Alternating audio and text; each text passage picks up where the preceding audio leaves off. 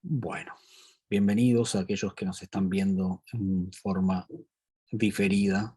Empezamos con la clase de principios de estética y bueno, vamos a ver un poco, a revisar un poco estos últimos foros que estuvimos haciendo en UV, digamos, hubo buena participación, vamos a hablar un poco de las respuestas que me fueron dando.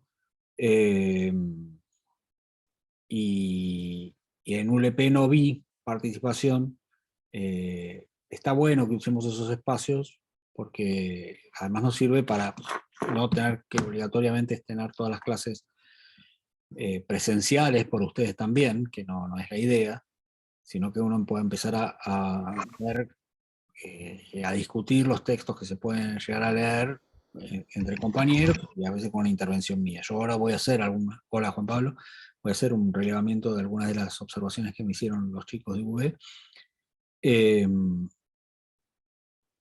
Pero bueno, en principio lo que quería era hacer una explicación, una ayuda más que nada, una ayuda explicando un poco cómo es el, el discurrir de la filosofía y qué es lo que pasó, porque hay muchos que me decían, bueno, con los elementos que yo tengo.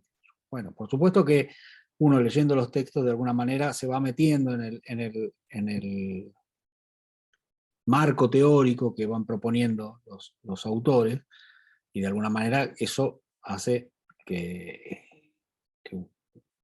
uno va estableciendo las partes, pero si uno no tiene tampoco la línea histórica exactamente, por ahí se le hace más difícil. Hay como un quiebre importante en esto de la filosofía, hay como un viraje que es importante y que quizás junto con yo diría que hay dos virajes importantes. No estoy muy seguro de que ninguno de los dos haya sido muy positivo, pero sí están vinculados no casualmente, al eh, emerger de Occidente, primero de las potencias europeas, más adelante eso se trasladó también al norte del continente americano, como referencias mundiales económicas,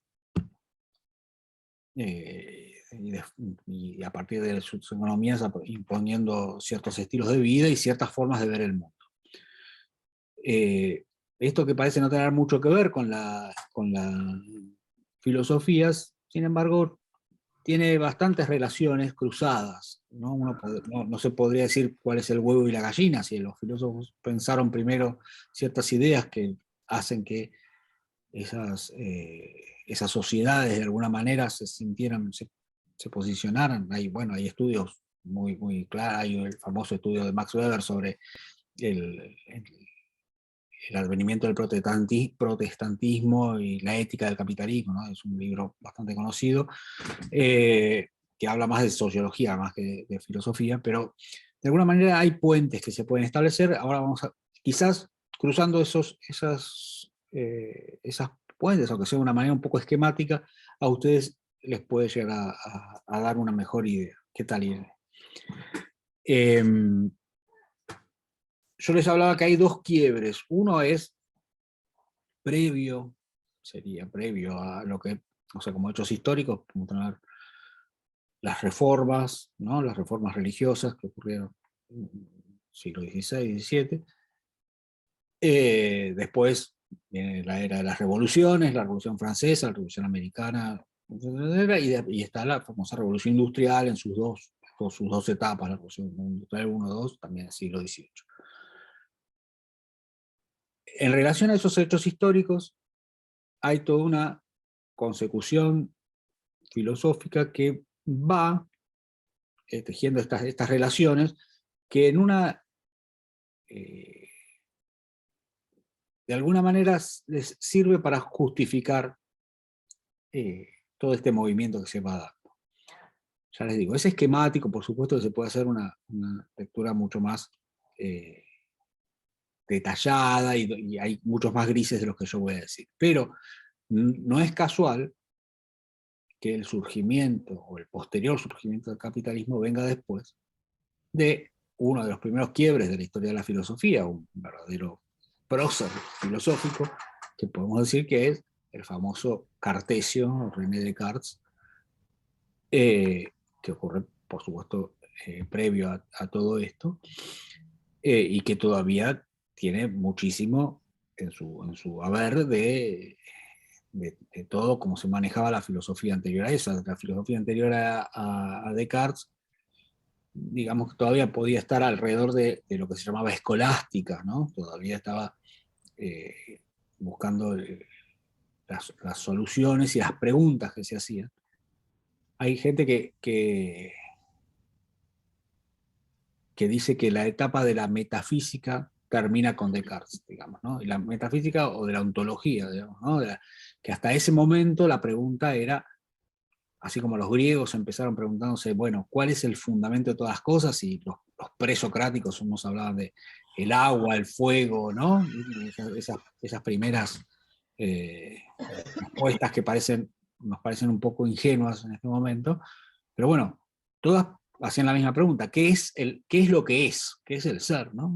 Entonces, ya no vamos a ir de nuevo hasta los griegos, todo, hay muchísimas preguntas, hay muchas respuestas mucho más, ya incluso en los presocráticos, mucho más elaboradas, como las de Parménides y Heráclito, que siempre se ponen como opuestas, digamos, donde para Heráclito el ser es el devenir, lo que es para algo que permanentemente está cambiando, y para Parménides es lo que es lo que no cambia justamente, ¿no? Lo único, porque si cambia deja de ser. Entonces esa disputa se dio mucho, y esto es antes de que vengan los sofistas, Sócrates, Platón, Aristóteles, después Plotino, después San Agustín, Santo Tomás, etcétera, etcétera. Bueno, todos esos se hacían más o menos la misma pregunta, mezclados estamos hablando de Europa, por supuesto hay otras relaciones filosóficas que en algún momento vamos a tocar, pero bueno, llegó un momento donde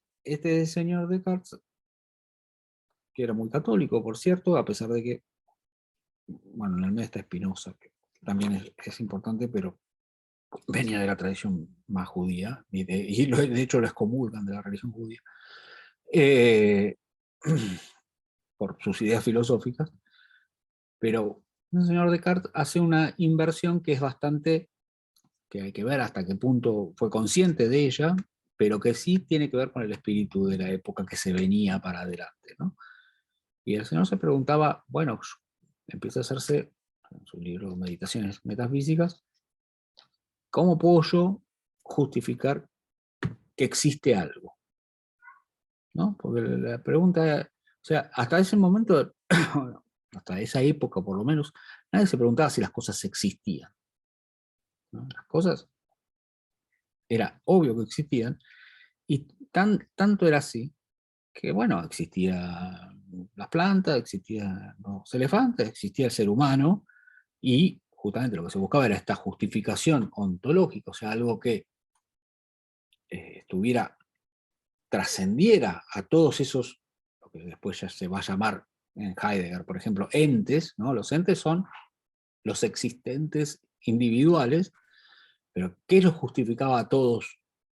Eh, y daba, porque de por sí no podían existir, es un caos de cosas, sino que tenía que haber algo que sustentara la existencia, así como Leibniz, que cuando vimos a Van Gogh, no solo fue uno de los que planteó esta pregunta, que se planteó varias veces en la filosofía, pero que era, ¿por qué existe algo y no más bien nada? ¿No? Esa es una pregunta que hace Leibniz, y por eso es que busca esas respuestas donde dice, bueno, ahí mucho se iba a la pero que más allá de que uno diga, ay, qué solución fácil, no es tan fácil salir de que entonces tiene que haber una voluntad de algo que pusiera en marcha el mundo, ¿no? O sea, si no, ¿por qué existe algo? O sea, eh, porque la otra alternativa es un poco la que manejamos ahora, bueno, chocaron dos cosas y apareció todo, ¿no? Que no deja de ser una solución teológica en algún punto, ontológica. Pero bueno, lo que hace Descartes es, empieza a preguntarse cómo puedo yo siquiera justificar que las cosas existen. Porque empezaba a haber cuestionamientos que decían, bueno, pero yo cómo sé que hay algo. Incluso él se hace todos los planteos, incluso se dice, bueno, yo, claro, pero yo tengo los sentidos y a partir de los sentidos, pero ¿cómo yo no sé que hay un demonio que me engaña y me hace aparecer alucinaciones frente a mis sentidos y eso que me están mostrando no existe? Y busca qué es lo que puede justificar eso y aparece la famosa frase de Descartes. ¿Cuál es? A ver, la que todos conocemos, que dice. La de pienso, luego existo. Ay, qué bajito, perdón, pará. Ah, Ahí ahora. perdón. Sí. La de pienso, luego existo. Bueno, ¿y qué quiere decir pienso luego existo? Qué buena pregunta. Bueno, eso es lo que se plantea, eso es lo que se plantea Descartes, que dice, bueno, yo en mi reflexión, en estas preguntas que puedo hacer, solo me puedo aferrar a un hecho indubitable, que es, ¿qué pienso? O sea, si estoy reflexionando, estoy pensando. Entonces, si pienso, luego, o sea, entonces, existo. Hay algo que piensa, ese algo que piensa es este famoso cogito, hace aparecer este cogito, y si yo existo, empieza a ser todo un desarrollo a partir de que si yo existo, entonces las cosas empiezan a justificarse a partir de que yo doy cuenta de ellas, ¿no? Dejando algunos huecos difíciles de llenar, que por eso la filosofía sigue existiendo, porque otros van a llenarle los huecos a lo que Descartes dejó inconcluso. Que es lo que nos pasa un poco con Kant, que vamos, Kant tira, plantea cosas y deja agujero en el medio, y después uno dice, bueno, ¿cómo hacemos para esto que dijo? Y ¿cómo es universal esto? Si era el gusto y era el individual, ¿cómo saltó de acá a acá? Bueno, eso se llaman aporías en los sistemas filosóficos, ¿no? O sea, hay aporías que a veces son conscientes en los filósofos, a veces no. Entonces, las descubren los que hablan a posteriori y se las marcan. Descartes, entonces, pero al hacer esto que parece tan inocente, genera un cambio bastante radical, porque antes la justificación del mundo, ¿cuál era? Hasta Descartes. Y Descartes era un tipo religioso incluso, pero... Algo religioso. Algo con Dios.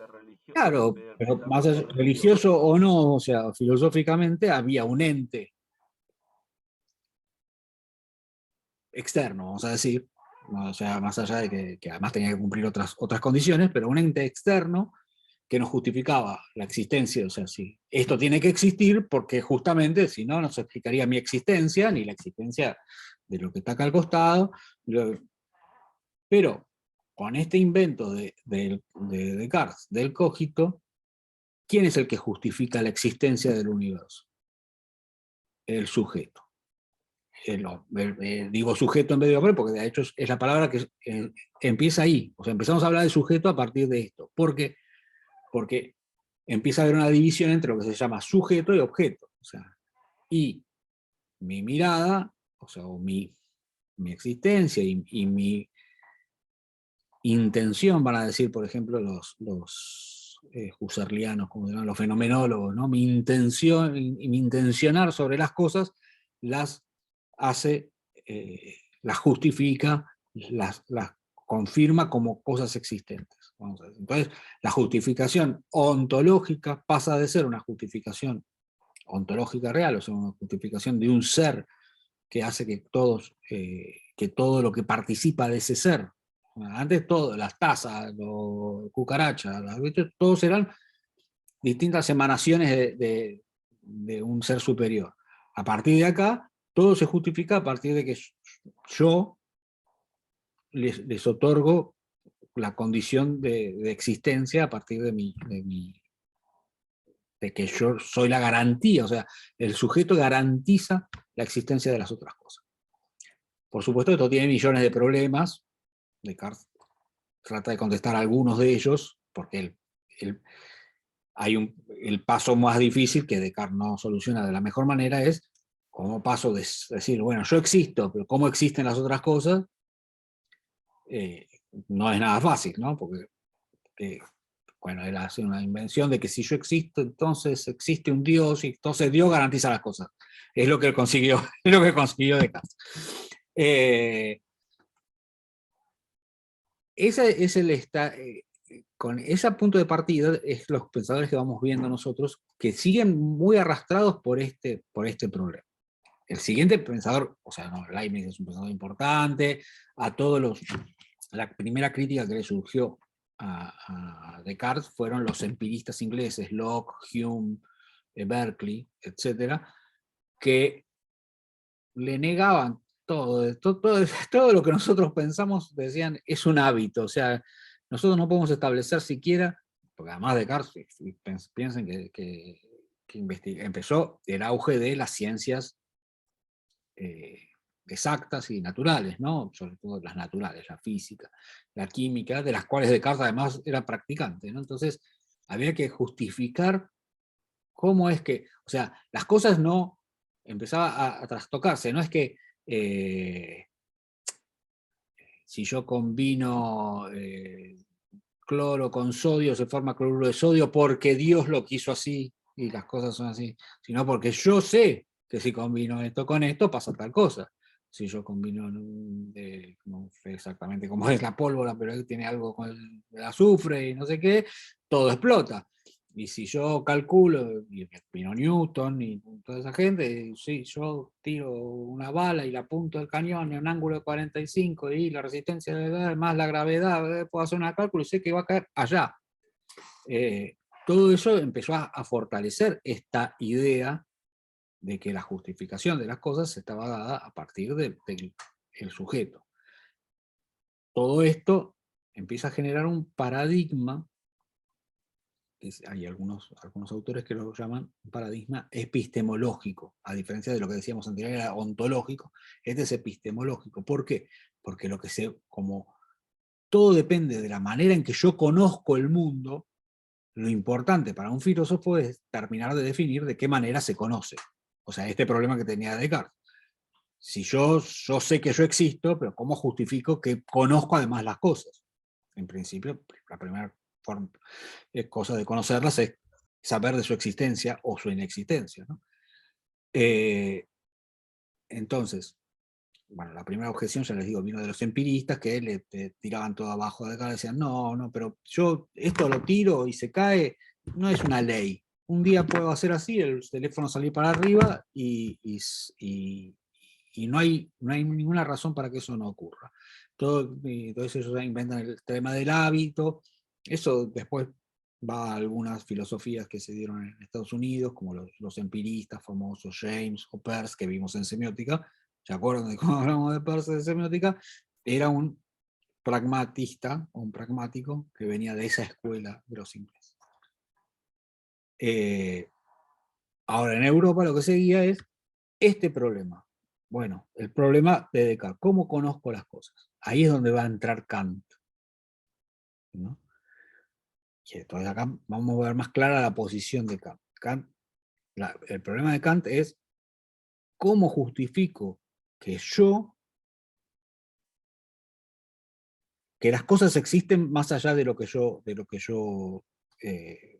percibo.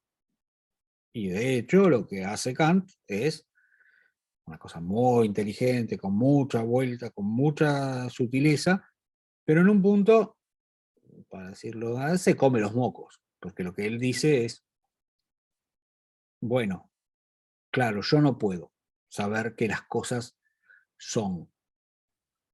Yo no puedo saber lo que las cosas son. Yo puedo saber lo que las cosas en tanto como se me aparecen a mí, ¿no? Esa es la diferencia famosa que hace Kant entre fenómeno y noúmeno. Por eso hay algunas cosas de las que dijeron ustedes de cómo se plantea el tipo frente al hecho estético, que por ahí le faltaba esto. ¿Qué quiere decir fenómeno? Bueno, las cosas tal como yo las aprendo, como y mediante mis sentidos, pero él ahora va a contar, y eso ahora lo vamos a explicar,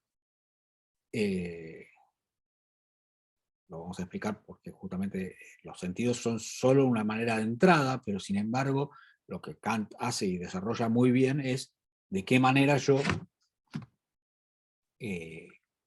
influyo sobre las cosas y las organizo de acuerdo a lo que él llama concepto y a algunas condiciones a priori, que son las que él llama,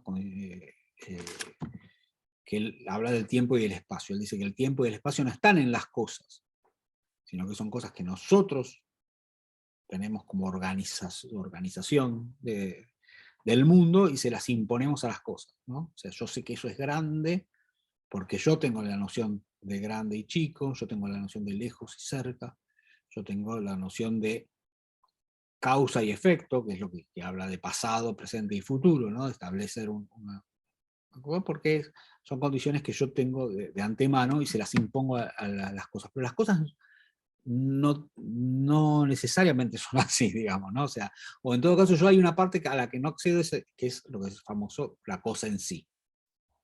Eso de la cosa en sí, que después lo vamos a volver a ver en Hegel, lo vamos a volver a ver en Marx. Esta diferencia entre cosas en Hegel y en Marx se habla de cosa en sí, cosa para sí, porque son, sobre todo Hegel es un persona muy brillante, que le encuentra una solución, que no sé si la podemos comprar, pero no podemos decir que no es brillante.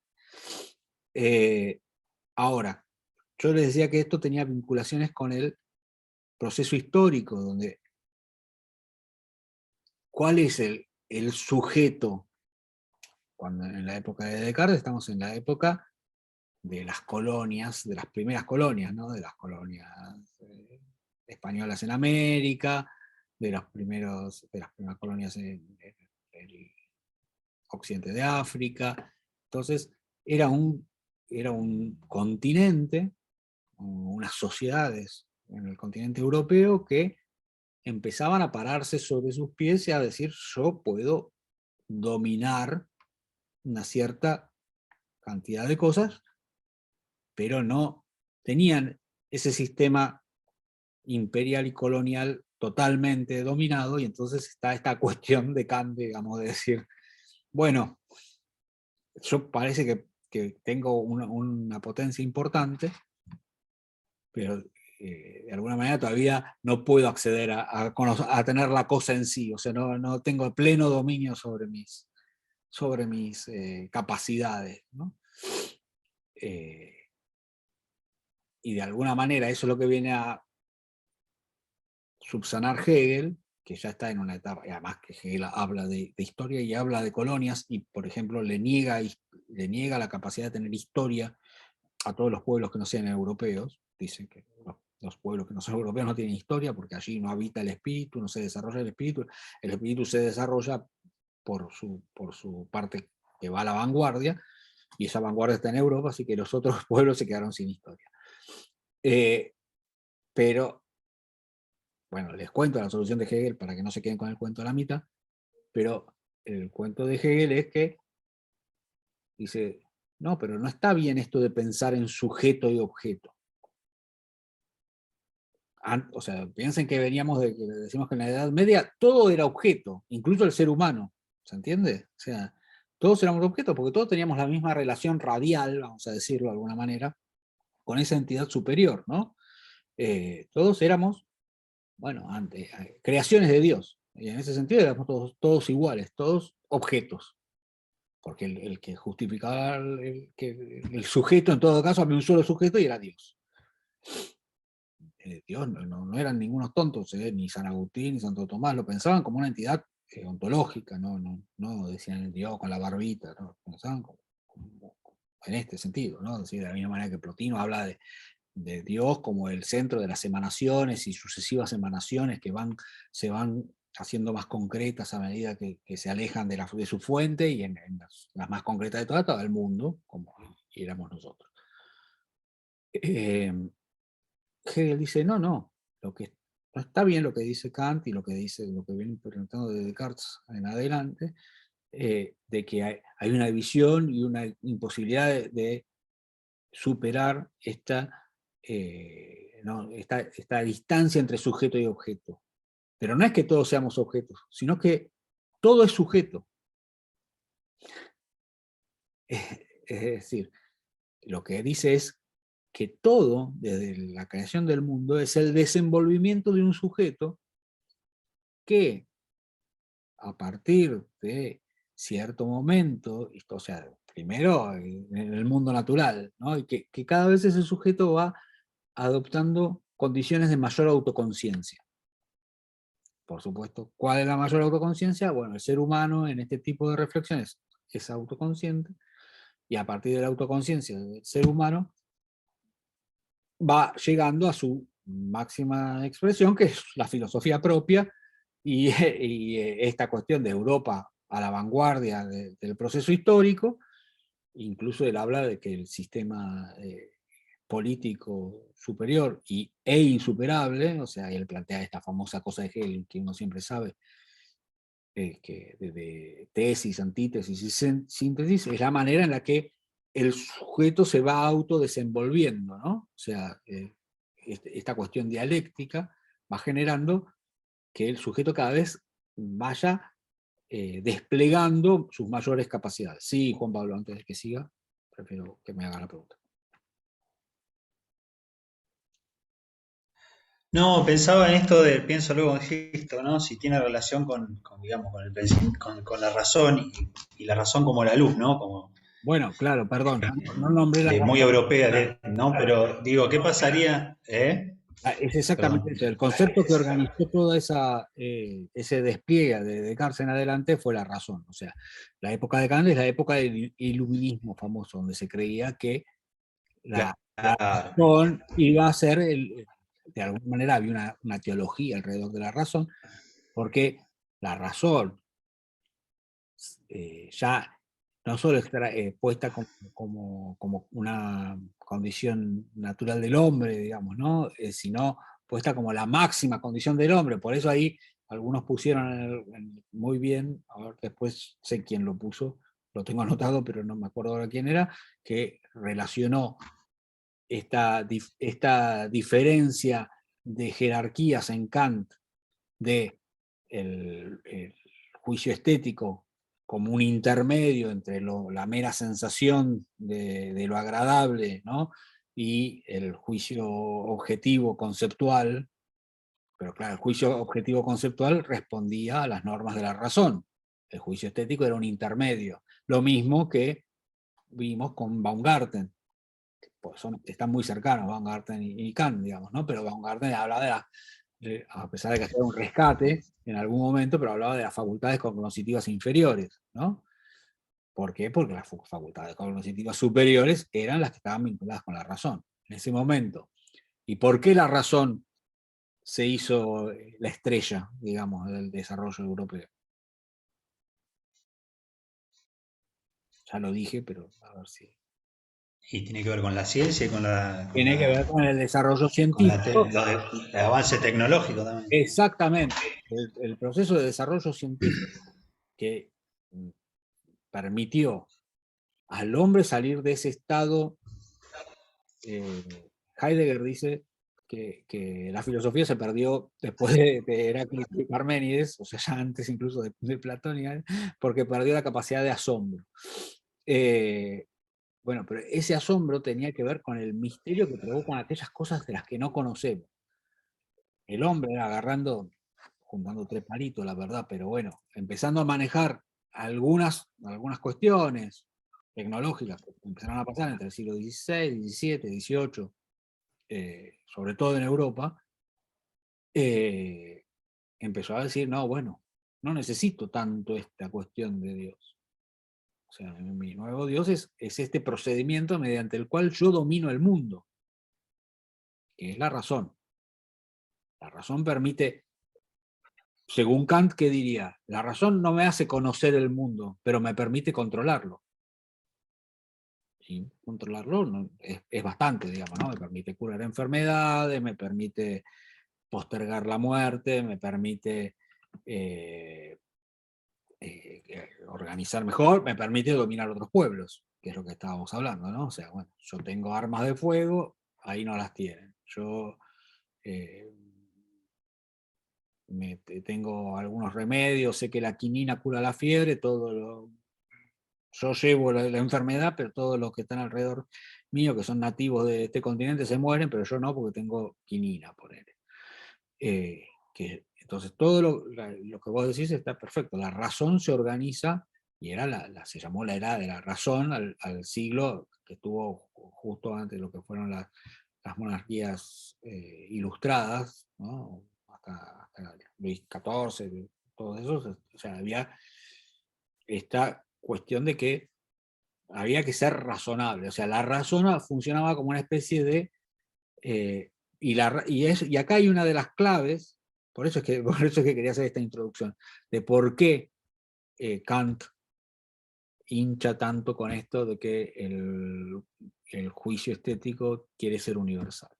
Y y alguien lo puso también en las respuestas, y está muy bien, en la analogía con lo de Baumgarten, justamente en la palabra analogía, de que el juicio, en Baumgarten el juicio estético o la concepción estética funcionaba como un conocimiento análogo al conocimiento de la razón, decía Baumgartner, ¿no?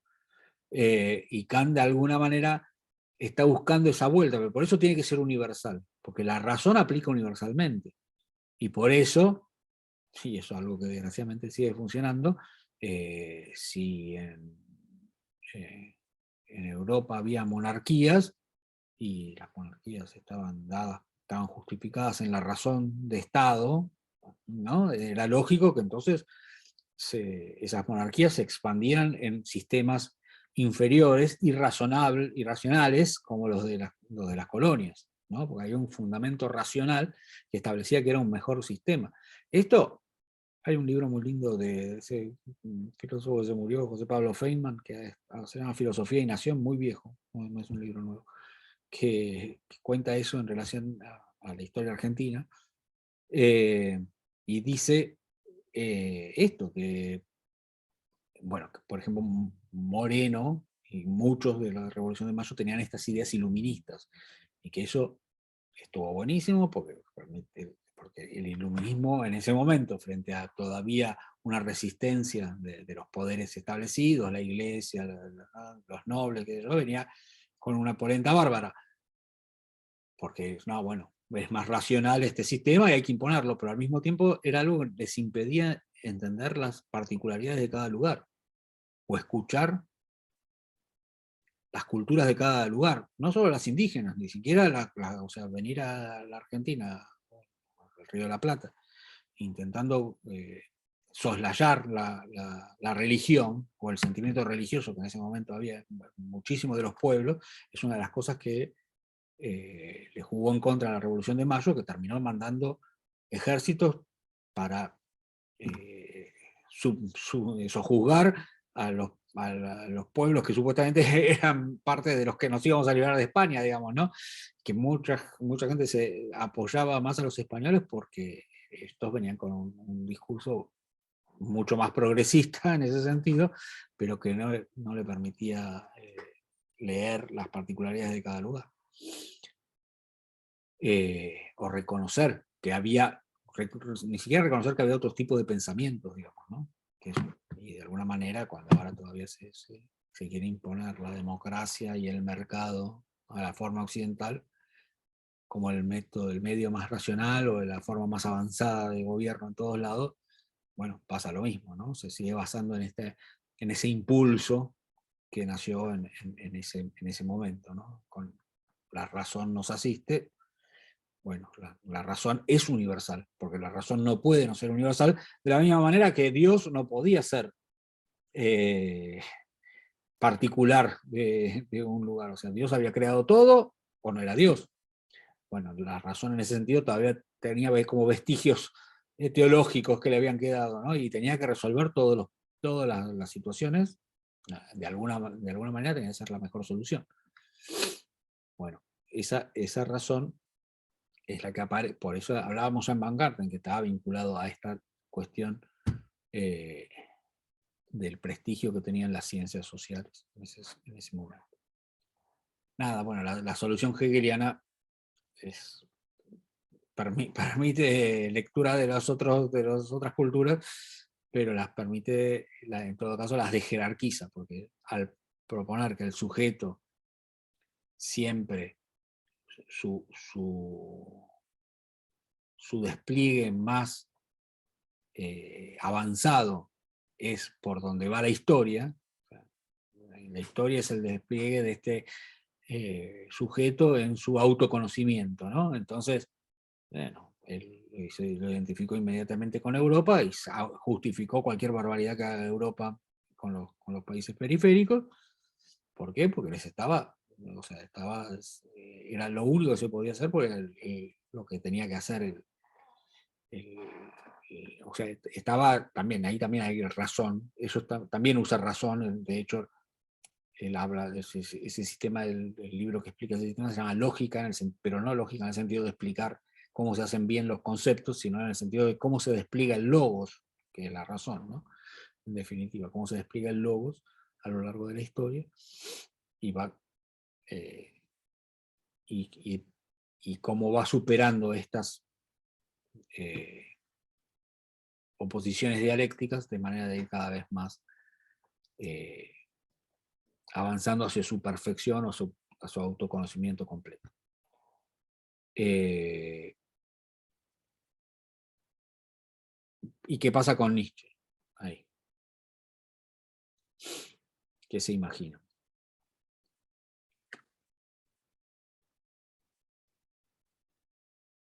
Porque surge... Y Dios murió, ¿no dijo él? Bien, Dios murió. Y entonces, si murió Dios, no tenemos un sistema omnicomprensivo, ¿no? Ahí hay una de las diferencias que podíamos encontrar entre Kant, aunque hay muchos que marcaron interesantes planteos de analogías entre lo de Kant y Nietzsche, y yo algunas las comparto, toda la que hizo Laura, Aguilar y algunos chicos más.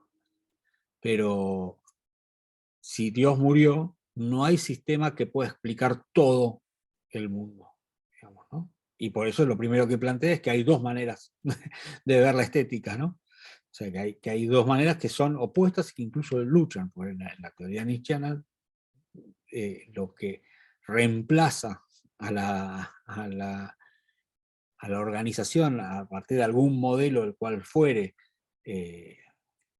central, vamos a decir, centralizado, es la oposición y el conflicto. O sea, el mundo avanza por el conflicto entre poderes. Bueno.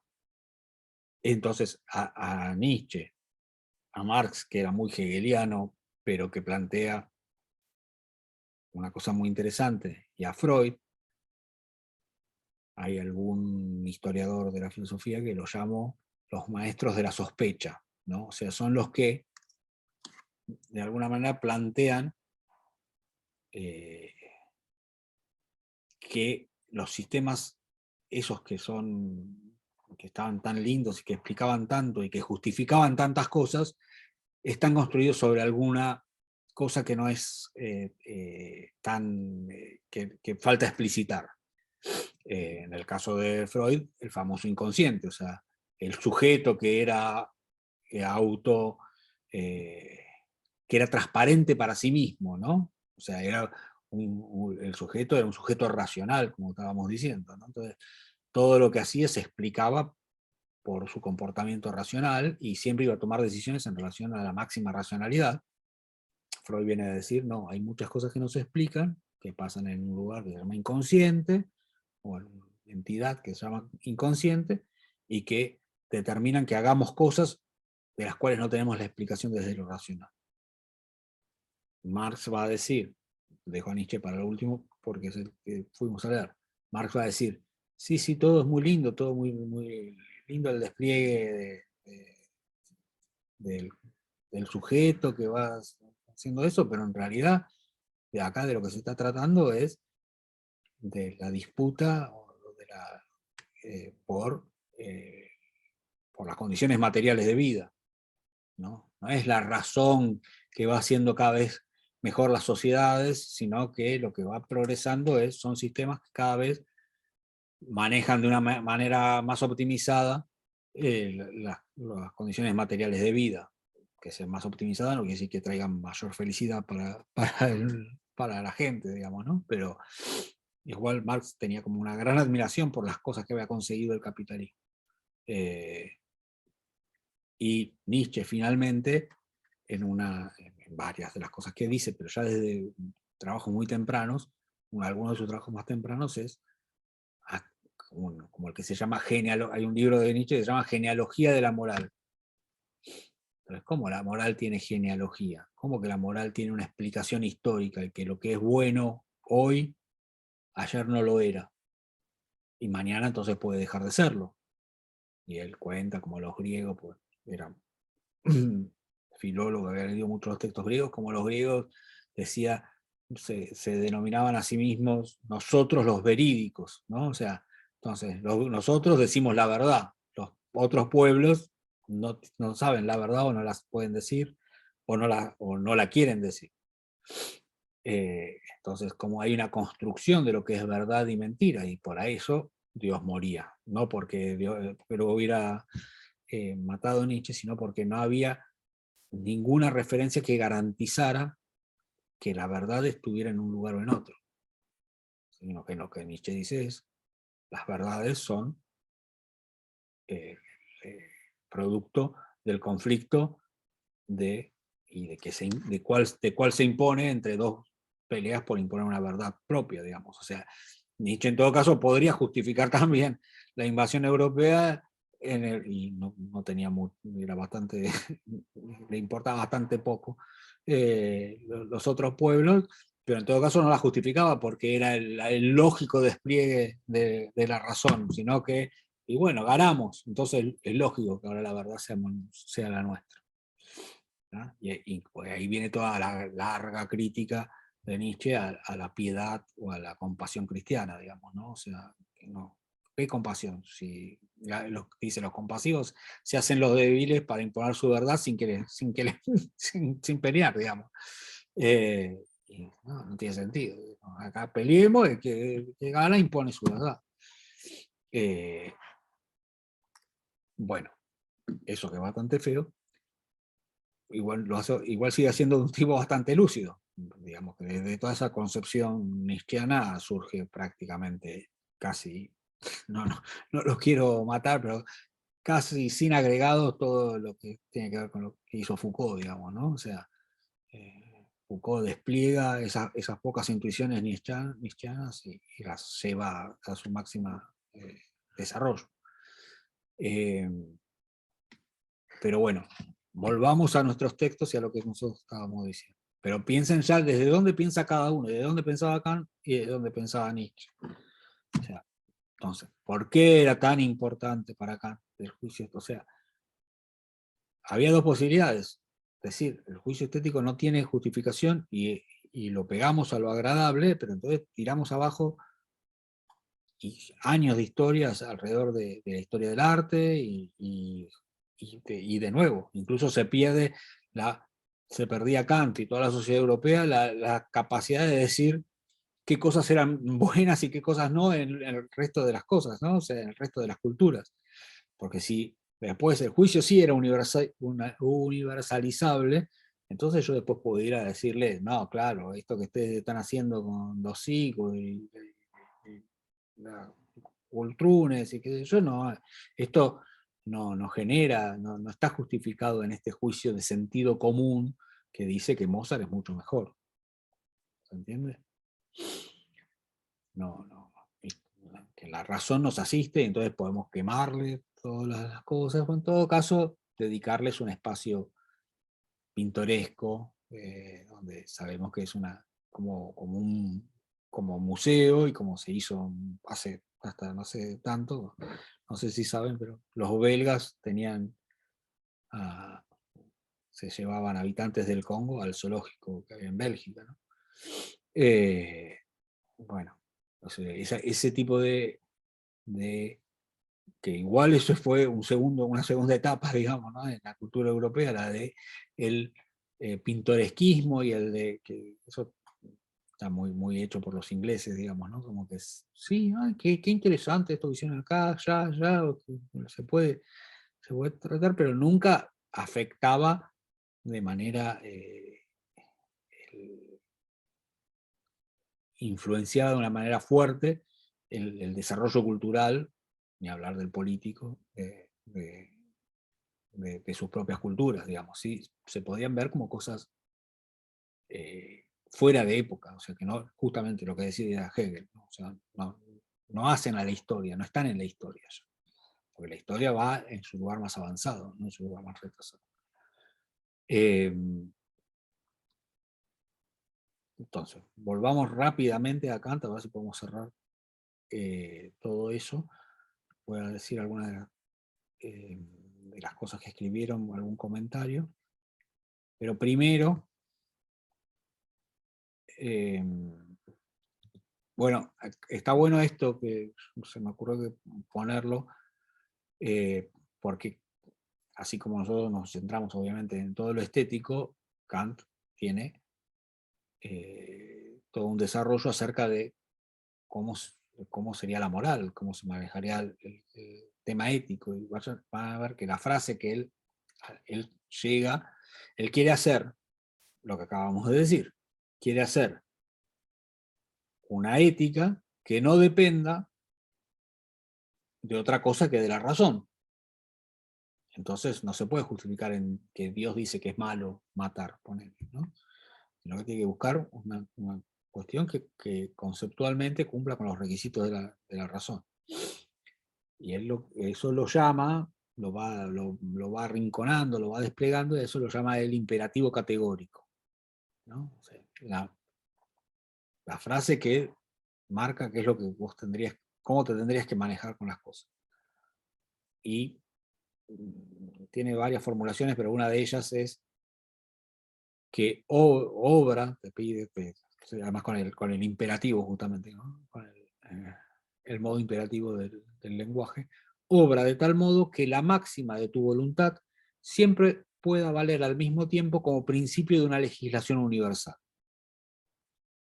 Obra de tal modo que la máxima de tu voluntad siempre pueda valer al mismo tiempo como principio de una legislación universal. Y para nosotros no nos sorprende nada, porque es lo que de alguna manera estaba planteando alrededor del juicio estético, ¿verdad? O sea, el juicio, lo que pasa es que en el juicio estético tiene, en el juicio ético se supone que, o sea, que cualquier conducta que yo haga, o sea, yo tengo que decidir robar o no robar.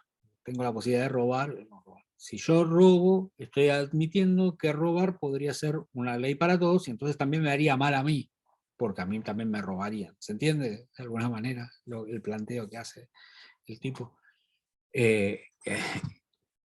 Parece un poco ingenuo, pero no está tan mal la búsqueda, digamos. Obviamente que está saca de todo contexto histórico, que las reglas van cambiando, digamos, que que en distintas culturas tienen distintos valores, distintas cosas, pero bueno, él hace este planteo.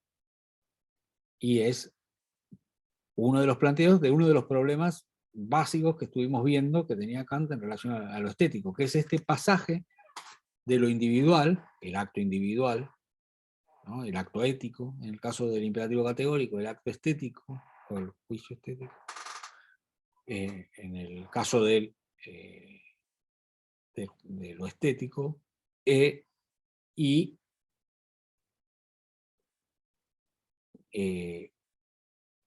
es individual, pero tiene que valer al mismo tiempo para todos. Ese es uno de los, o sea, yo dividí en tres los problemas que plantea el texto de Kant y el texto que les mandé. Uno es este. Uno es de qué manera el señor arranca diciendo que el acto o el juicio estético es subjetivo y de qué manera pasa a ser universal. y yo hice, para aclarar, digamos que hay 3 columnas. Pablo hizo, y Pablo está bueno, pero no casi que lo usaría.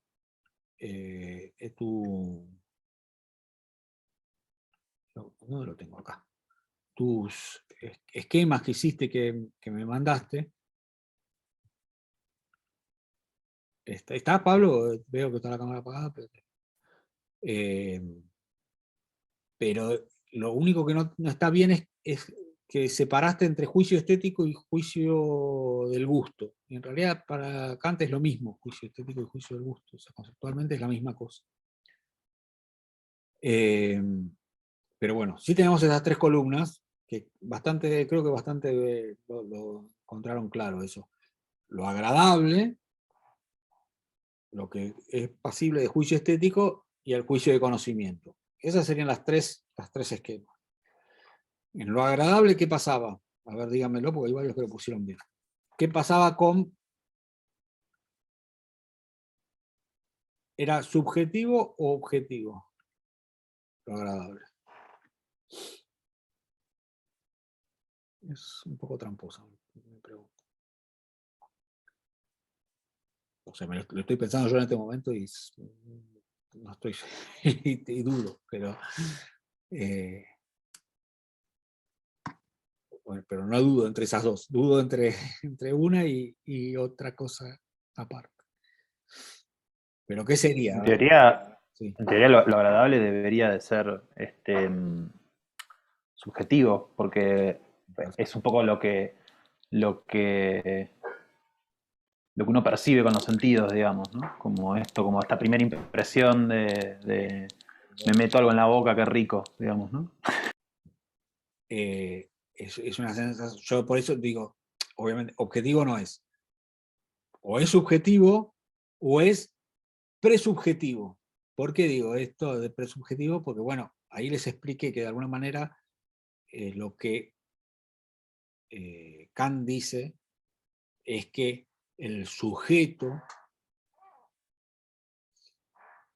va hacia la realidad con ciertas herramientas, ¿no? O sea, entre ellas las herramientas conceptuales. O sea, lo que Kant dice es que si yo tengo este teléfono acá adelante, yo sé lo que es un teléfono y entonces identifico esto como teléfono a partir de eso.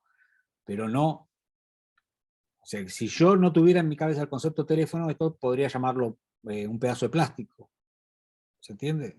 O el concepto que yo tenga. Alguien que no sabe lo que es un teléfono, alguien que viene del siglo XV, dice esto y no sé, un espejo, o tiene vidrio, tiene cosas.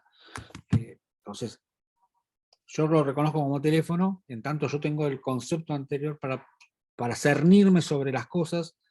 Eso es algo que eso Hegel lo va a recontra tomar y va a decir que la capacidad más grande que tiene el ser humano no es la de formar conceptos que son síntesis, ¿no? Un concepto es una síntesis. Yo digo perro, eso lo vimos un poco en semiótica.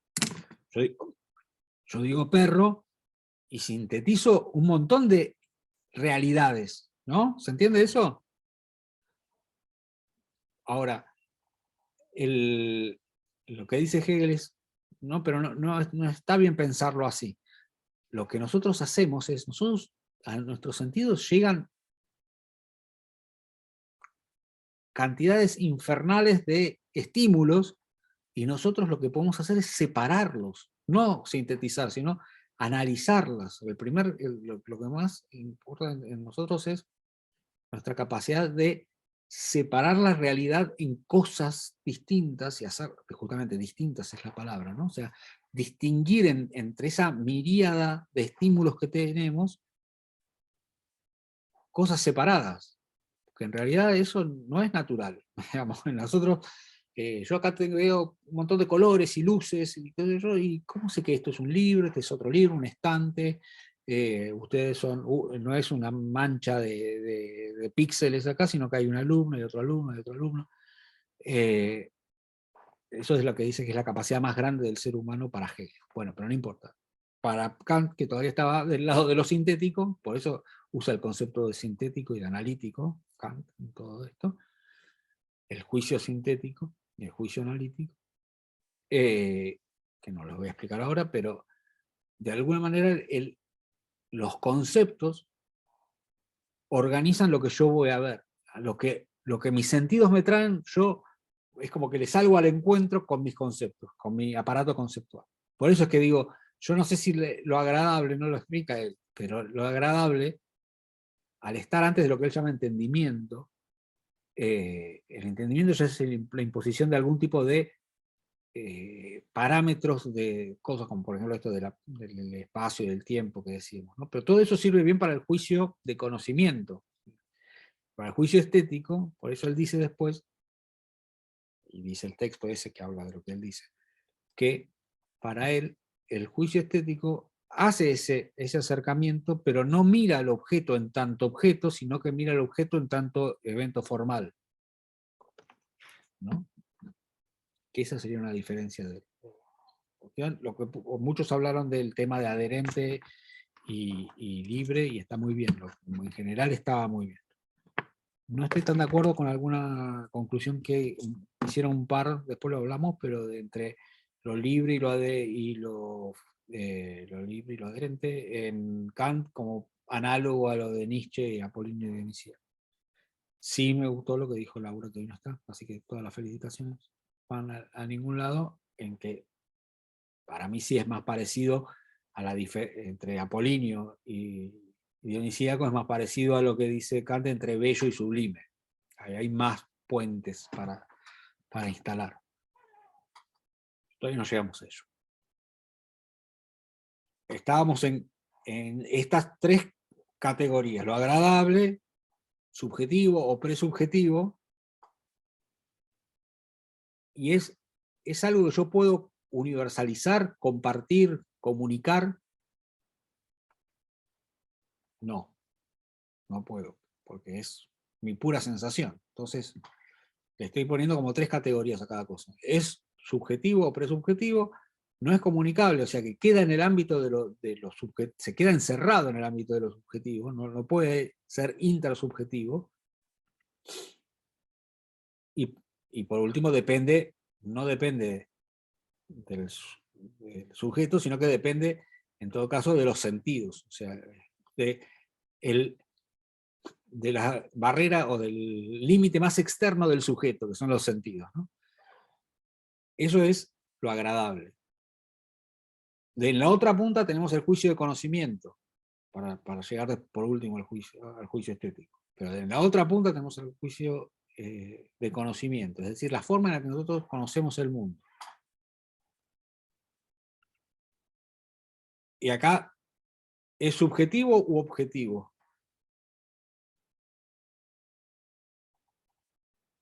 A ver. Objetivo. Objetivo. Gracias, Semi. Gracias por tener valentía para jugártela.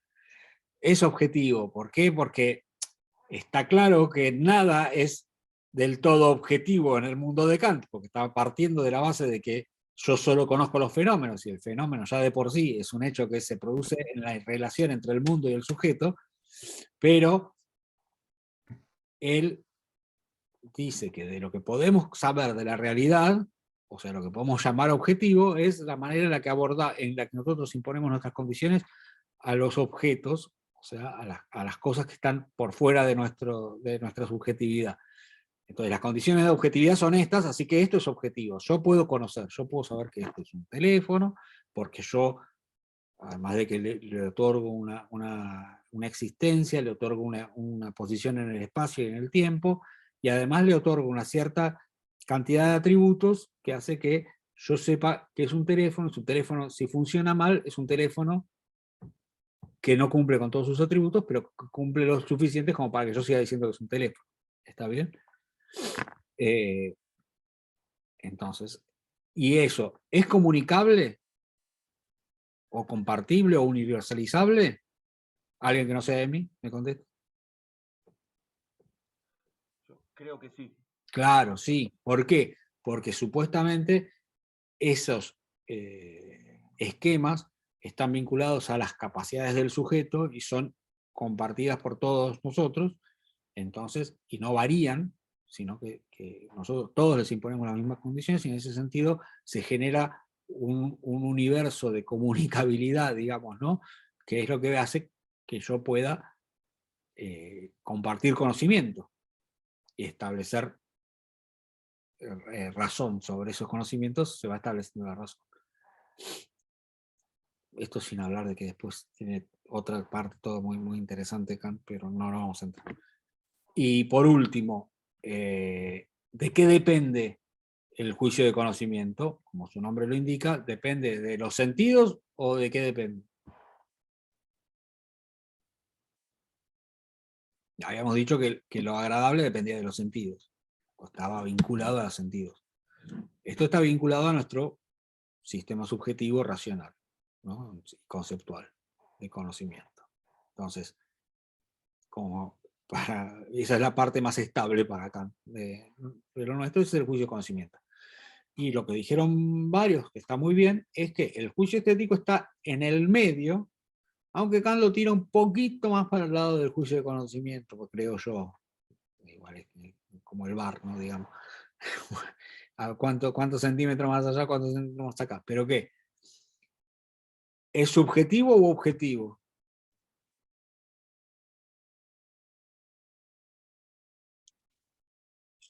Si hablaste, Víctor, no te escucho.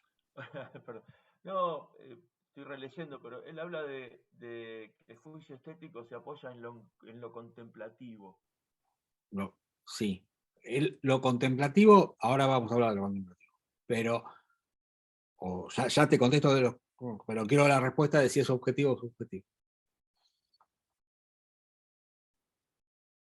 Es subjetivo, pero sucede, como lo que dices, que sucede después de la reflexión, que esa es la diferencia que hace con lo agradable, ¿no? Como lo agradable es como manera reflexiva. Eso es contemplativo, porque implica, es un problema prácticamente temporal, digamos, ¿no? O sea, la inmediatez que tiene lo agradable, lo agradable es inmediatamente agradable. En cambio, en esto ocurre en tu subjetividad, y no es algo que en principio puedas aplicarle esta objetividad instalada que tiene la razón, sino que es algo que mueve algo que es solo particularmente tuyo. Pero en ese sentido es subjetivo, y así arranca el libro además, diciendo el juicio estético es subjetivo.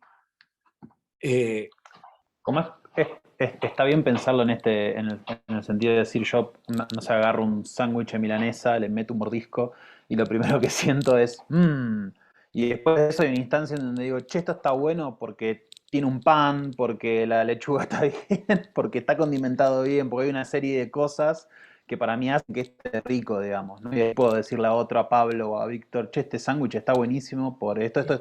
¿Probaron de hacer el sándwich de milanesa con mayonesa y mostaza mezclada? Ahí es donde pasa a ser subjetivo, pero empieza a ser universalizable porque es algo que podés compartir.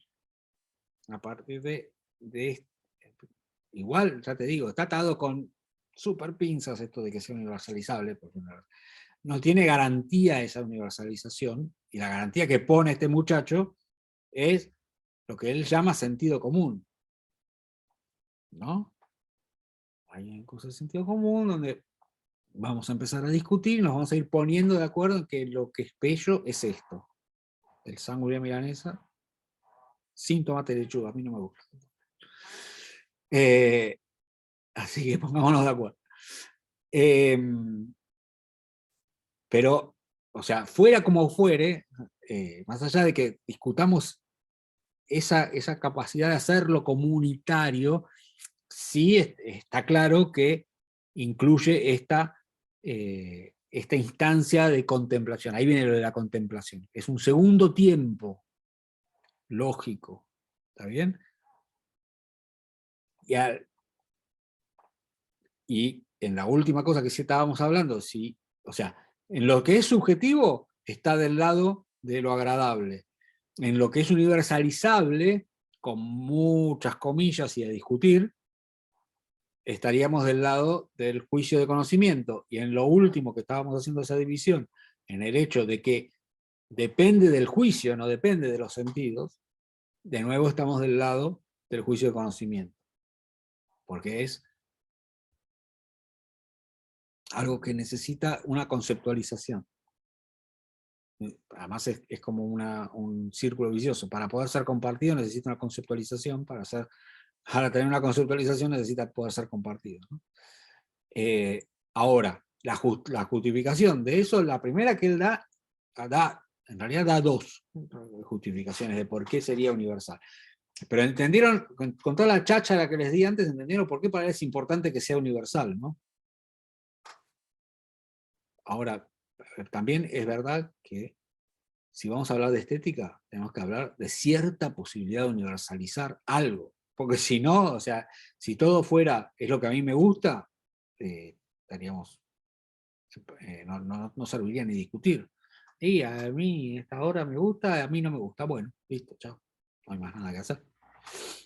Entonces, de alguna manera no está mal lo que hace Kant de buscar que tenga un sustento, capacidad de ser. Ahora, que esa universalización después sea tan rígida que uno diga, bueno, estas expresiones culturales o estéticas son siempre superiores a estas otras, ya es un paso un poco más, más raro.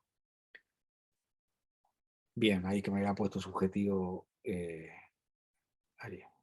No sé, tenés muchos nombres, señor Pereira. ¿Con cuál te hablo? Benito, Ariel, Pereira, Daniel. Benito, Ariel, ¿no? Me imagino que sea. Está, escribime por lo menos. ¿Con qué nombre querés que te llame? Es subjetivo como los nombres. Es subjetivo, sí. Lo llamo Benito como el de Don Gato o Ariel. Entonces ahí el señor, él quiere llegar a que sea cualquiera, profe, dice. Bueno. Él parte de la base y la primera solución que da es esto del sentido común. Esto del sentido común es bastante flojo. La segunda solución que da es esta que traíamos y que está bien explicada en el texto acerca de la belleza adherente o la belleza libre. ¿Se entiende eso? A ver, alguien que me lo explique, porque me parece que ni yo lo entiendo, pero vamos a intentar profundizar un poquito. ¿Qué quiere decir belleza? O sea, tenemos que partir un poco de todo esto que veníamos hablando, trayendo la analogía de lo que es el juicio de conocimiento, ¿no? No me hagan hablar a mí, no. Alguien que haga su versión y yo después en todo caso digo lo que pienso. Profe, yo no recuerdo bien, pero me parece que una era la belleza natural y otra la belleza intencional. Eso lo vi escrito y yo no leí eso. La verdad es que yo no leí eso. Es verdad que los ejemplos que pone son como decís vos, pero después habla también de un caballo, por ejemplo, como ejemplo de posible belleza adherente. Creo que con el ejemplo, ¿no? Hay un ejemplo creo que de las flores, y de habla de las las flores, bellezas naturales pero libres. sí, ahí dice, el texto dice, y tampoco me parece tan logrado, pero evidentemente es un tema difícil para hablar, entonces no. Es más, yo creo que o sea que en definitiva la filosofía de Kant cierra mejor con belleza adherente que con belleza libre. Vamos a ver. Él pone la belleza libre como un posible escape, digamos, pero porque lo que él dice es volvamos a esto de los conceptos.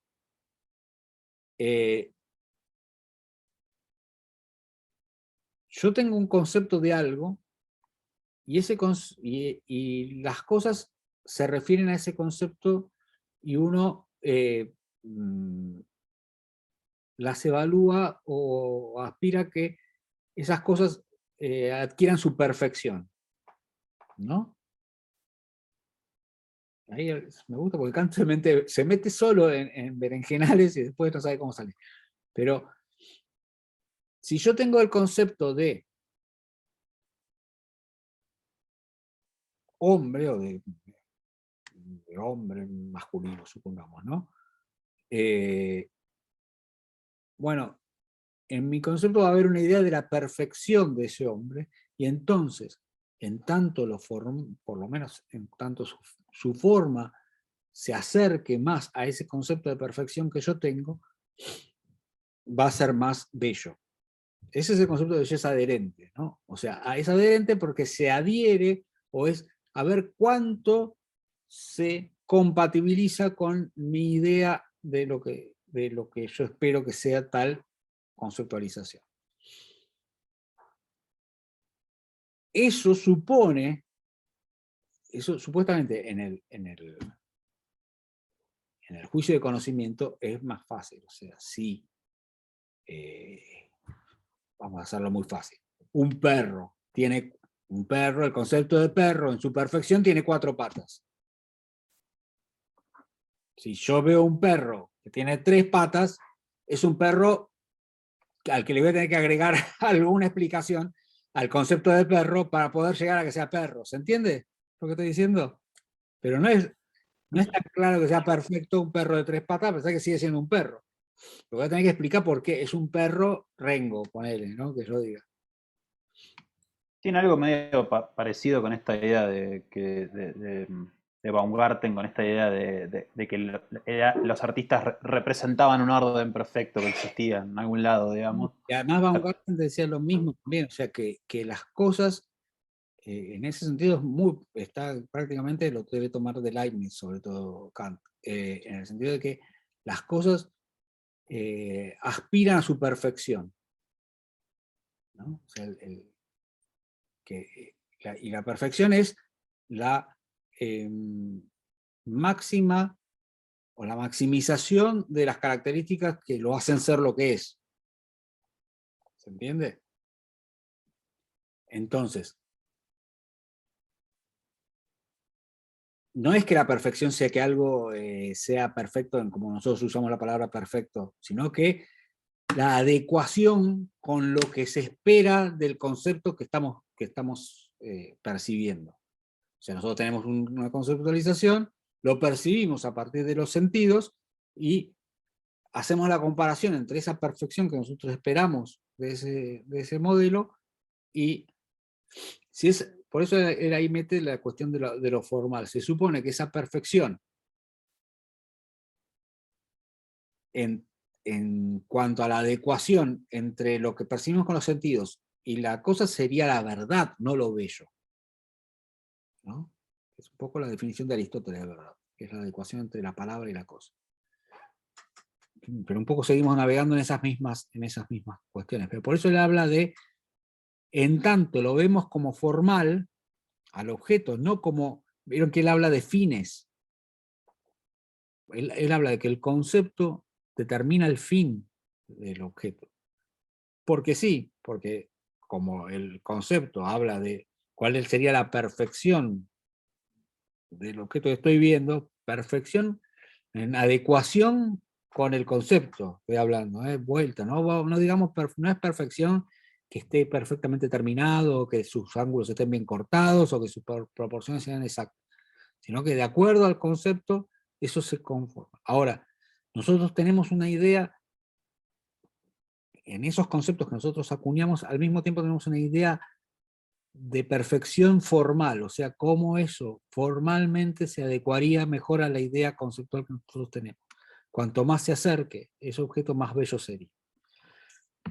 Eso es más lógico en relación al sistema que está proponiendo Kant, es menos subjetivo, entre comillas, lo cual permite que sea más universal.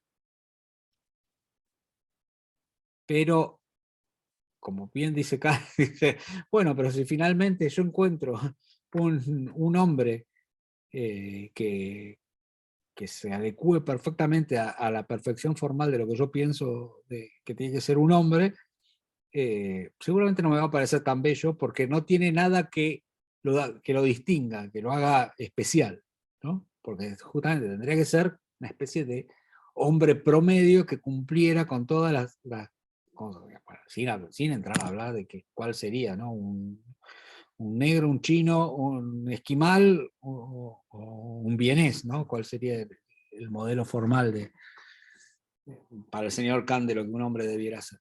pero por lo menos ahí en la lógica lo entendemos. Pero sigue generándosele un lío. O sea, la belleza libre sería de aquellas cosas que no sabemos cuál sería su perfección formal, que no tenemos de antemano cuál sería su perfección. Por eso él habla de un caballo, y un caballo que uno que espera.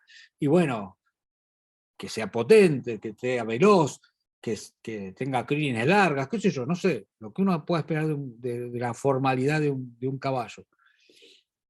¿Por qué? Porque el concepto mío de caballo no lo está viendo en cuanto, eso también, Heidegger después va a hablar de un montón de este tema, porque mi concepto de caballo está de alguna manera vinculado a su utilidad. Ahí se te cuela la utilidad, cosa que él quería despegar al principio de toda la estética, ¿no? Pero, y yo, un caballo que no da 3 pasos, y no me sirve, ¿no? Entonces, y ya si metemos la palabra sirve, ya estamos en otro terreno, ¿no? Él lo subsana diciendo, bueno, no, está bien, pero yo estoy hablando de su forma, ¿no? De cómo aparece en la perfección en relación a la forma que yo espero de ese concepto. Del concepto caballo, mi ideal formal sería que fuera X. Y ahí es donde surge lo de la belleza adherente. Pero de una flor, ahora leo, vení, que me decís, profe, ¿se puede decir que se trata de buscar el acabado de una idea para formar un concepto? Lo que pasa es que Kant invierte eso, o sea, bueno, idea es una palabra, es medio... habría que definir idea, ¿no? Para poder hablar, pero digamos que los conceptos nosotros los formamos de una manera no consciente, ¿no? O sea, nadie nos explicó la definición de perro para saber qué es un perro. Babau, babau, babau. Uno era un danés así, el otro era un chihuahua así, y a todos les decían babau, nuestros padres nos decían que sí, y entonces construimos que es un perro, ¿no? Entonces, sí, ese concepto incluso puede ir variando con la experiencia, etcétera, etcétera. Pero, en definitiva, ese concepto en tanto, por eso esto, como se darán cuenta, está muy vinculado a lo de semiótica, pero tratando de evitar el tema estricto del lenguaje, pero cuando nos metemos en conceptos, los conceptos son eso, o sea, son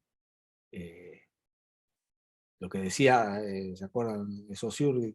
De que de continuo lingüístico le asignábamos determinadas cosas, un pedacito de toda esa cuestión. Bueno, los conceptos son eso, son delimitaciones de lo que nos entra por los sentidos para poder operar sobre ellos. Entonces, ¿cómo operamos sobre ellos? Bueno, si yo te digo, agarrar al perro que se escapa, y ya sé que no tengo que agarrar ni al gato, ni al auto, ni al colectivo, ni a nada. Lo único que se mueve, lo que tengo que buscar es a lo que es para mí perro, 4 patas, cola, etcétera, etcétera. Ahora,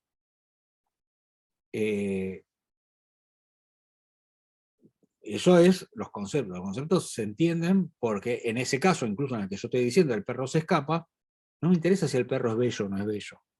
Yo tengo que agarrar al perro y agarro al perro.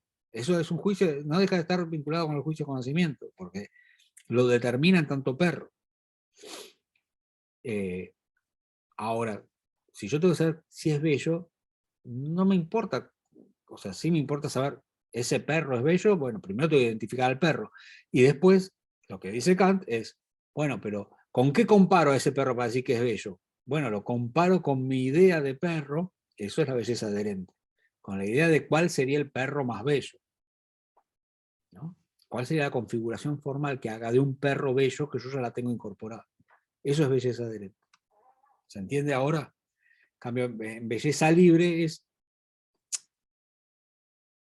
como que las flores uno acepta cierta variedad y una cuestión así, pero por eso no está muy bien el concepto de belleza libre. Por eso te digo que me parece que está buscando la vuelta para poder universalizar, porque si yo ya puedo establecer que un perro es una determinada cosa, puedo empezar a hacer un consenso acerca de cuál sería el perro más bello, aunque obviamente ese consenso va a depender muchísimo del contexto social, geográfico, histórico en el que viva, pero bueno, le abre una puerta a cierta universalización posible.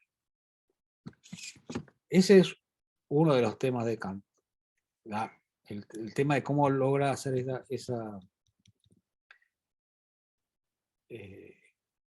ese salto a lo universal. Y lo otro, que está a piola del texto, es este tema de lo sublime, ¿no?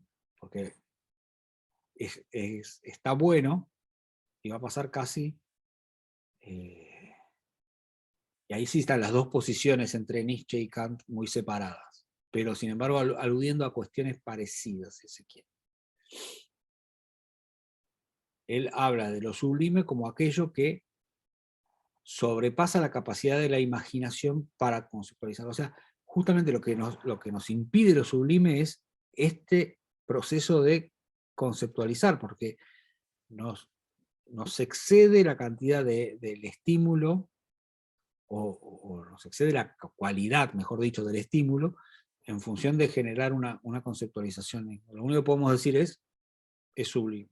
Es algo que nos pasa por arriba. Y eso de alguna manera es lo que yo sí ahí vinculo como lo bello, es más parecido a lo apolíneo, porque lo apolíneo se puede conceptualizar, porque de alguna manera vos podés contar un sueño, digamos, en lo que diría Nietzsche, ¿no? Vos podés recuperar un sueño, vos podés contar un sueño, vos no podés recuperar lo que te pasó en una borrachera, muchas veces ni te lo acordás.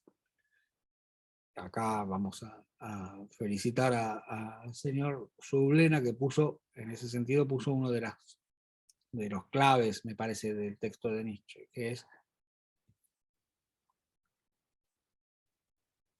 que la diferencia, una de las principales diferencias está bien, lo que dijeron todos está en general bien, pero una de las cosas más importantes del concepto de dionisíaco en Nietzsche es esta, y que además es poner un cartucho de dinamita abajo de lo que dice Kant, es que en lo dionisíaco se rompe con el principio de individuación, digamos, ¿no?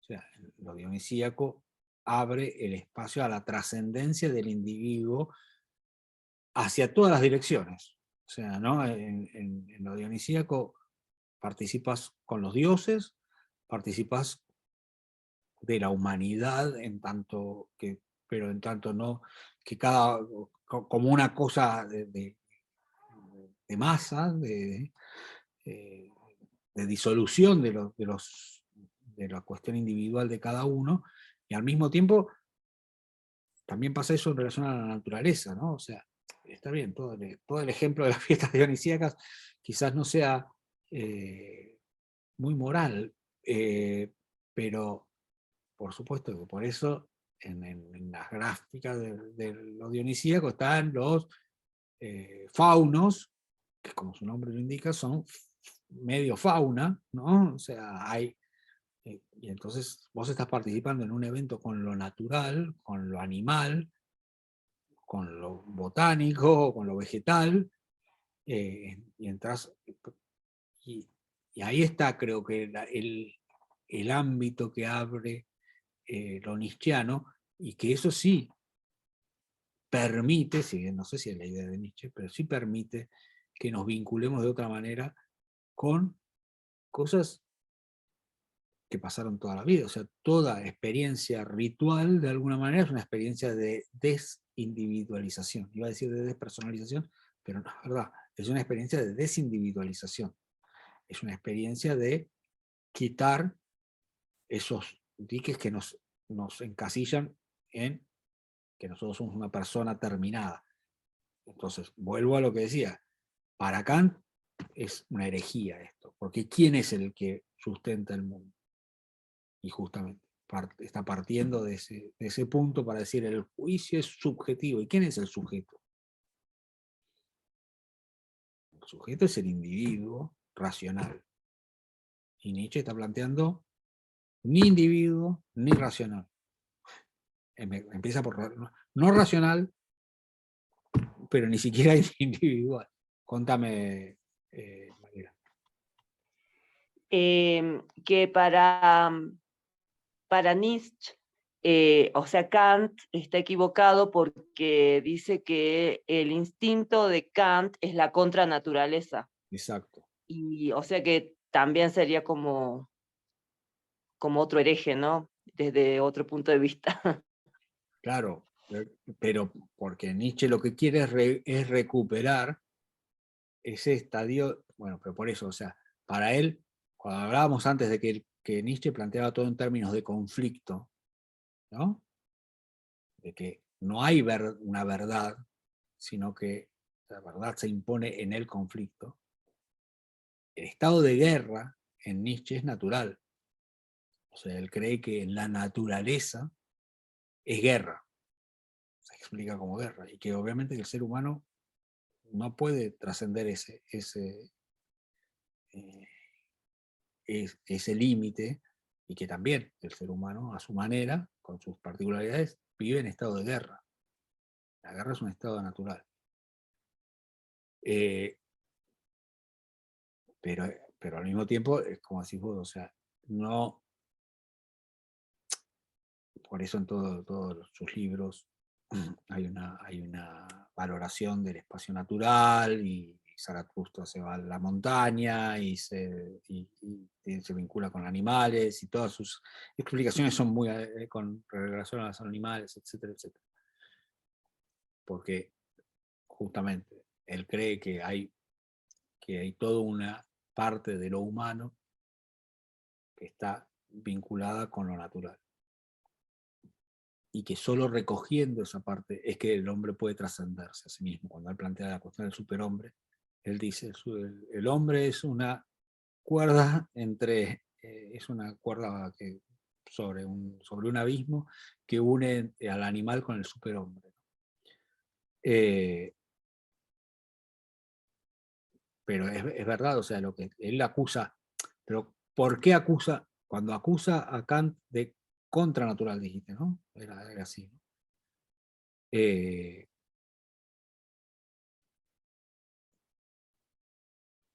¿no? No solo porque atenta contra la naturaleza, lo cual en todo caso queda definido por a dónde nos llevó la racionalidad, ¿no? Y cómo se alejó de los procesos naturales y de la comprensión justamente de lo que decís, de esta dependencia o integración del ser humano.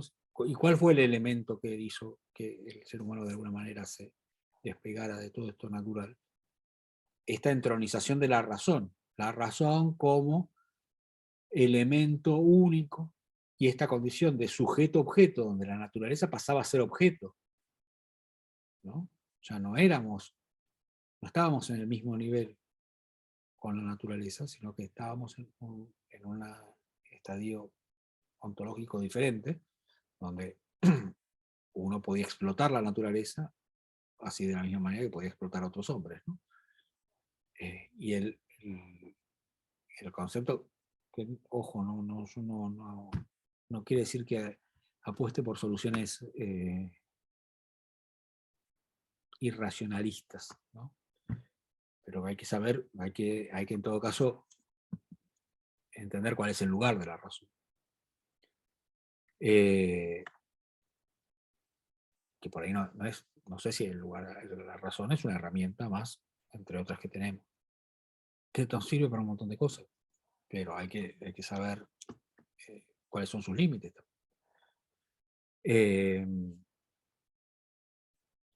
Bueno, entonces, sí, los conceptos de apolíneo y dionisíaco tienen que ver con esto. De alguna manera lo apolíneo recogía, o sea, en lo apolíneo hay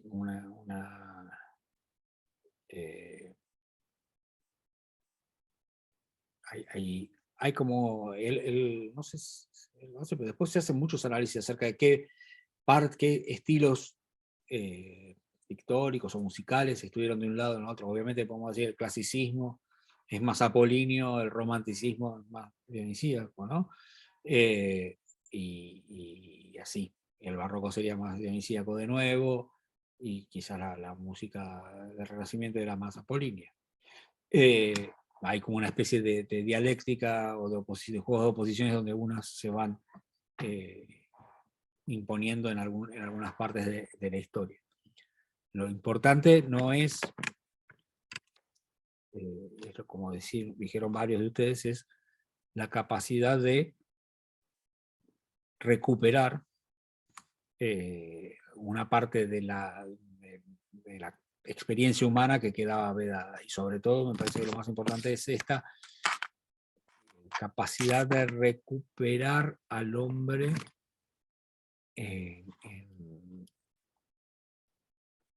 en su capacidad de integrarse con otras dimensiones no humanas, ¿no? O no específicamente humanas.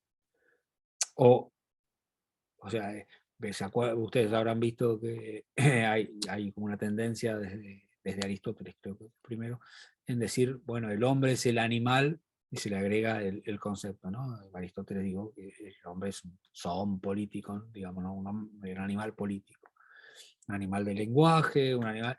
Bueno, lo dionisíaco diría, no me interesa la parte que es otra cosa que animal, digamos, ¿no? O sea, me interesa en tanto el hombre puede recuperar esa capacidad de mezclarse. Después veremos que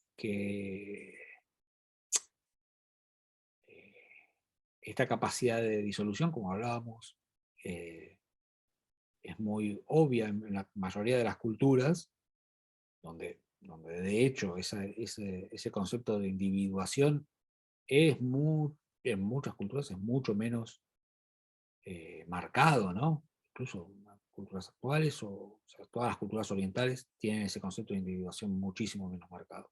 Ya de por sí, aún en la actualidad, con toda la influencia del mundo occidental, sigue siendo así. O sea, el confucianismo, por decir algo que opera a un nivel político y social, no a un nivel... Bueno, alguien puso en su texto, Víctor creo, que puso, aún las religiones son apolíneas. Las religiones ahora sí son apolíneas, y es verdad. ¿Qué parte de las religiones no serían apolíneas? A ver. Los rituales. Los rituales. ¿Y qué experiencias individuales serían no apolíneas?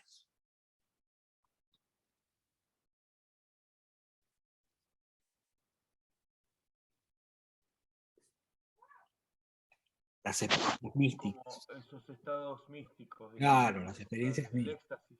Las experiencias extáticas y místicas que aparecen en todas las religiones, aún las más, con relaciones bastante escabrosas los místicos, con la parte que llamaríamos exotérica, digamos, de las religiones, con las partes más institucionalizadas, porque el místico no es encasillable, ¿no? O sea, después es difícil que necesariamente traiga la confirmación de lo que vos querías, aunque muchas experiencias místicas se nota que quedan encuadradas en lo que esas personas sabían. O sea, si un musulmán tiene una experiencia mística en el siglo XII, seguramente va a ver y asciende al cielo, va a ver la escala de Mahoma, y si lo hace un cristiano del siglo XV, va a ver el paraíso, o la cara de Jesús, o la cara de María. Pero sin embargo, el místico abre un espacio de cierta libertad a partir de esta capacidad de trascender su individualidad, que después es muy difícil de organizar y de contener en las instituciones apolíneas, como dijo Víctor, digamos, de alguna manera, las que generan un orden, generan una jerarquía, ¿no? Eso, el concepto de jerarquía también es muy importante en relación a lo dionisíaco. Y además eso subsiste hasta en los corsos. O sea, vos vas al corso, te tiran agua, no importa si sos, y eso obviamente viene de una tradición de todas ese tipo de fiestas que son dionisíacas, ¿no? No importa si sos el presidente de la junta vecinal o sos el último linchera, no importa. Ahí no hay jerarquía.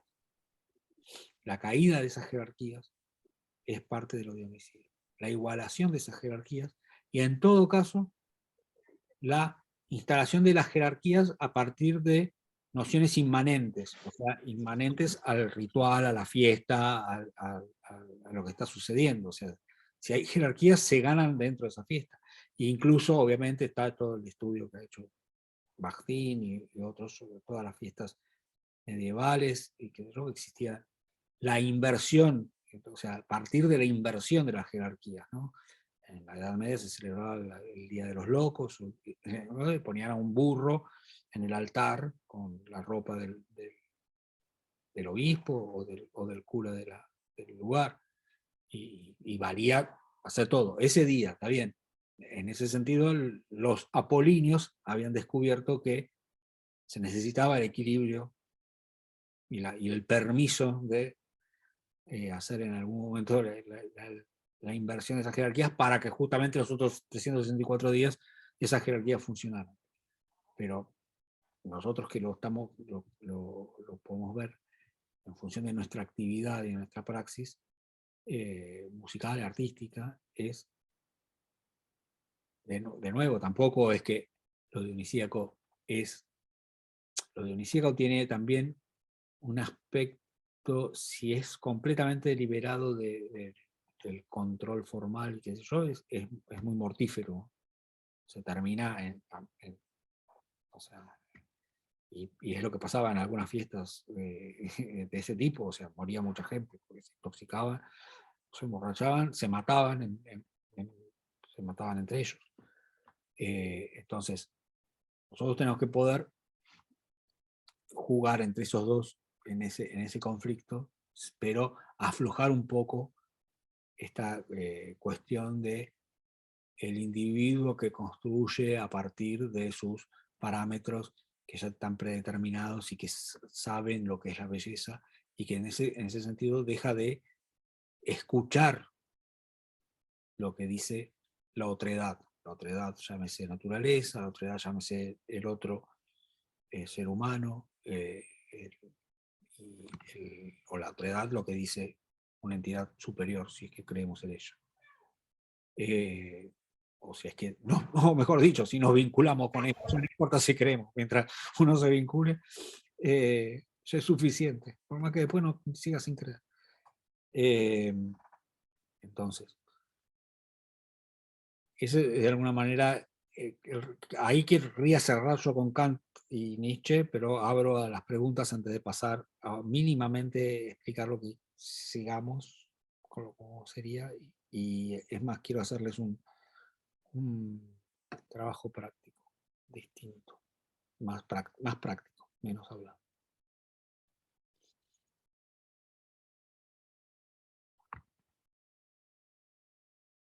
¿Preguntas sobre esto? ¿Algo que haya quedado colgado?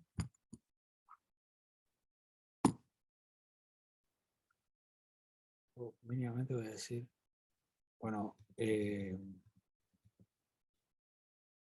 algunas cosas que gente que está, de Juan Pablo, guarda Juan Pablo de las dos intervenciones, la primera revisala a la luz de lo que hablamos hoy, porque no estaba tan bien conceptualmente.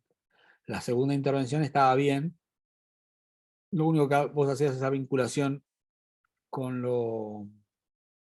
¿Está Juan Pablo? Porque sale y entra. Aquí está. No, estoy. Acá.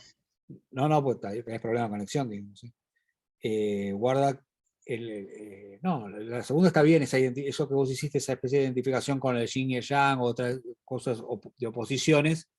Lo único que no tiene en Nietzsche, particularmente, no tiene esta cuestión de qué bien, cómo nos armonizamos, sino que se armoniza porque ninguno puede vencer, pero no porque sea naturalmente armónico, digamos, ¿no? Sino que son como tendencias de dispersión, digamos, ¿no? Como que se oponen conflictivamente, digamos.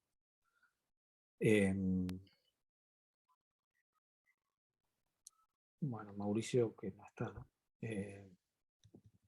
hablamos ya de la perfección, que era una cosa que me parece que no tenía clara. Benito, eso, no, yo no veo que esté tan ligado, no, que esté tan ligado lo apolíneo y lo dionisíaco a la relación sujeto-objeto. Si bien es entendible como que en realidad en todo caso estaría ligada a, o sea, no es que una serie de sujetos y otra serie de objetos, eso es lo que quiero decir. En todo caso, la apolínea estaría más ligada a mantener la distancia entre sujeto y objeto, y la dionisíaca estaría más hecha de mezclar sujeto y objeto, serían indistinguibles, digamos, ¿no? En realidad se dejan caer las subjetividades en función de entidades superiores o de pertenecer a una instancia superior donde no está lo subjetivo.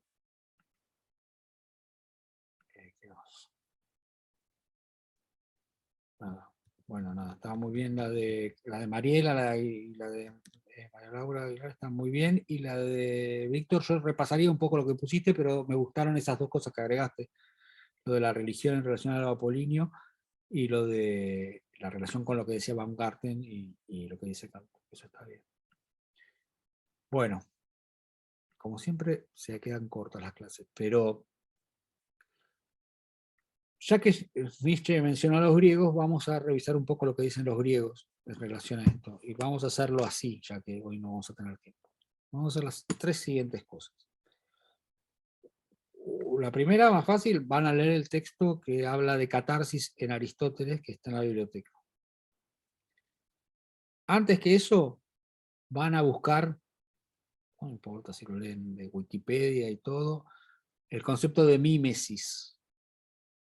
Investíguenlo y vinculen, no, mímesis se sigue usando el concepto de mímesis, pero ustedes acótenlo a mímesis en Platón y Aristóteles. ¿Está? Búsquenlo cómo hablan de las dos cosas y cuál es. Y tienen posiciones muy encontradas en relación a la mímesis. Para Platón no sirve como para hacer arte a partir de la mímesis. Para Aristóteles sí. Para Aristóteles, para que sirva la mímesis, funciona el tema de la catarsis que está en el artículo. Y por último, lo que les voy a proponer, que lo tengo que encontrar, pues o si no se los mando después por mail. Perdón, Federico, de catarsis, ¿cómo no llegué a anotar? Que dijiste el texto catarsis de... Es de catarsis en Aristóteles, que el texto es, ya te digo cómo se llama exactamente, Catarsis en la poética de Aristóteles, del autor Sánchez Palencia. Y ahí están las páginas. En realidad creo que no, las páginas son indicativas de dónde salió, pero en realidad creo que es completo lo que está ahí, o sea, no están todas las páginas. Lo que está solo el artículo es. Cuando lo bajas encontrás el artículo.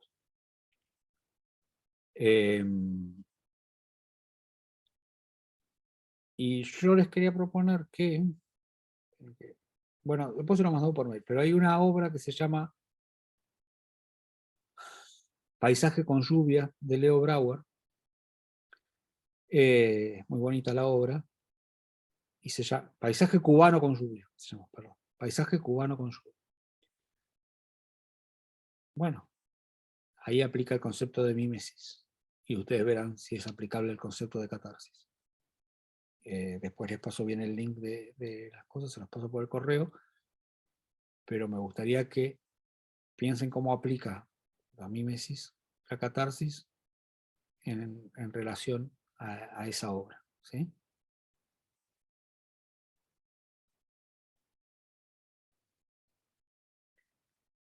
Bueno, me parece que es suficiente. Pues si empiezo a hablar de la mímesis, nos vamos a quedar siempre cortados. Prefiero que ustedes hagan la investigación, en todo caso, yo armo un foro, que se va a llamar así, mímesis y catarsis, y ustedes me van, si les van surgiendo dudas o descubrimientos, los van poniendo ahí, además para por ahí le indican a los compañeros algún texto que les pareció piola, explicativo, lo comparten con los compañeros, o lo que hayan sintetizado de algo que hayan visto, por ahí alguno que no haya tenido tanto tiempo de buscar, les sirve que lo pongan ahí, y yo verifico que no me parezca una barbaridad lo que encontraron. Y yo les paso por correo, o en el mismo foro va a aparecer el link para escuchar esa obra, que la pueden ir escuchando, porque se llama así, Paisaje como la lluvia, es muy bonita, por ahí ya la conocen. Y bueno, a ver si les parece que esos conceptos, sí, la idea, o sea, piensen que de alguna manera, yo empecé por cualquier lado, ¿no? Empecé con Baumgarten, porque empezó hablando de estética. Fuimos para adelante en la historia, hacia la mayor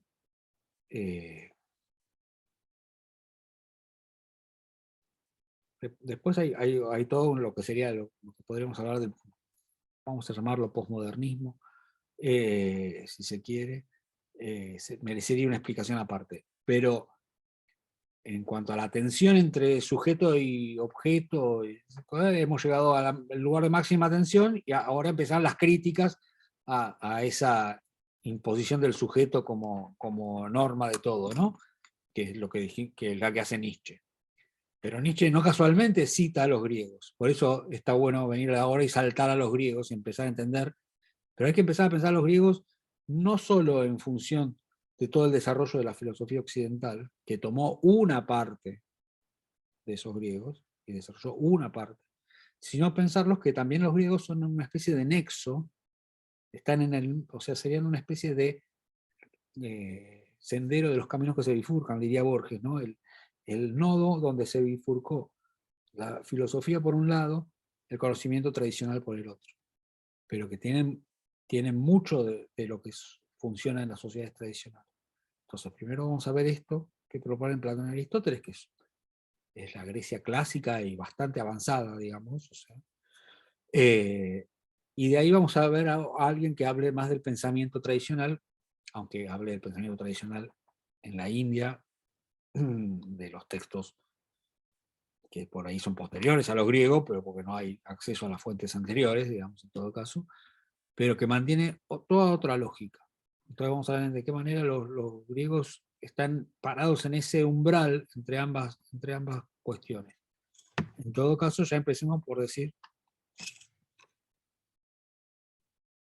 que lo primero que van a ver si ven en Mímesis en Platón es que a Platón le parece pésimo esto de la mímesis, no le parece nada bien, porque dice, si hay una cosa que es la idea, o sea, para él